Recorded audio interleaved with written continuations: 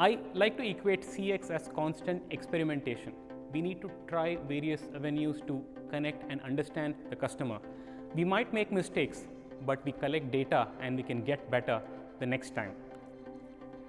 Today we'll see 5 simple steps on how you can understand the customer and transform their experience. Step 1 is to just listen to the customer. The biggest complaint we hear when we talk to marketing teams is that we don't have enough data about the customer. All we get is a spreadsheet of data. Where do we find more details? We want more granular information. But if you put yourself into the shoes of the customer, if you're happy about something, what do? You pick out your phone and you tweet about it. If you're very unhappy, you might vent your frustrations on some review website. If you love some content, you visit it again and again on your laptop, mobile.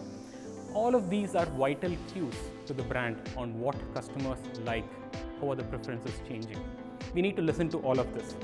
And there are several avenues, we just need to be creative about it. Even on Google search, the terms as you search for something, there are some auto-suggest phrases. That is based on what millions of customers are interested in right now. By the way, a quick tip for you. I was searching for inbound here in our location, and the topmost hit there was inbound pizza, even higher than inbound marketing. And then I figured out that inbound pizza is a store not very far from here. So you can find out what customers really want, what is at the top of the mind. So you could look at voice of customer surveys, social media. There are tons of avenues today. That's where technology can help us. Specifically, we need to look for 3 types of feedback. First, direct feedback. Hear from the horse's mouth. Voice of customer surveys, one-on-one interviews. Hear directly from them. Or indirect feedback, where customers talk about your brand, but they talk about it in third-party websites, on social media.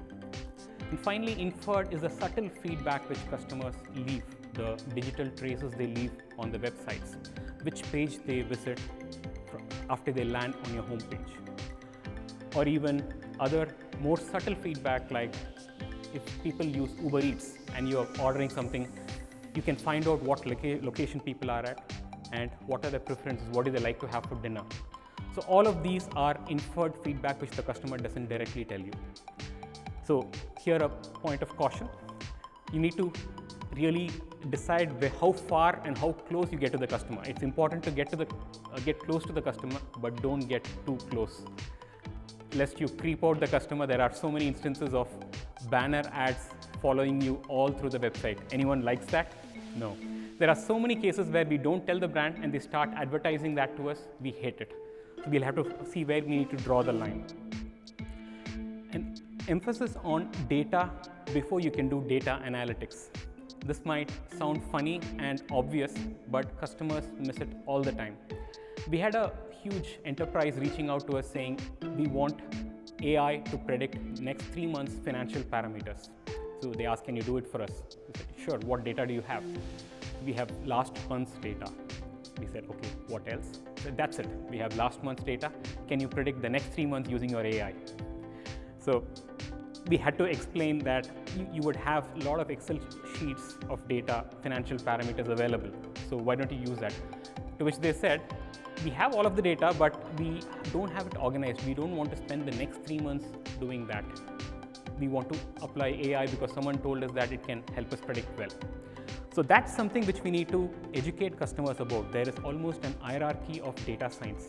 You start with collection, whether it is point of sale data or sensors, IoT. Make sure you collect the data, store it in your database or data stores. And then you need to clean the data after it is stored in a place. And this is another common mistake. People assume that once the data is stored somewhere, you can directly apply analytics. You need to clean it because there's a lot of junk which gets accumulated within the data. And once you have all of that done, you can start doing the basic pattern spotting. Identify what do Excel pivots, what can you find from simple reporting. Business intelligence reporting falls into this category. And then we can start applying machine learning algorithms to find what are some deeper patterns. And finally, AI and deep learning comes into picture, where you can do some deep analytics and look much farther into the future.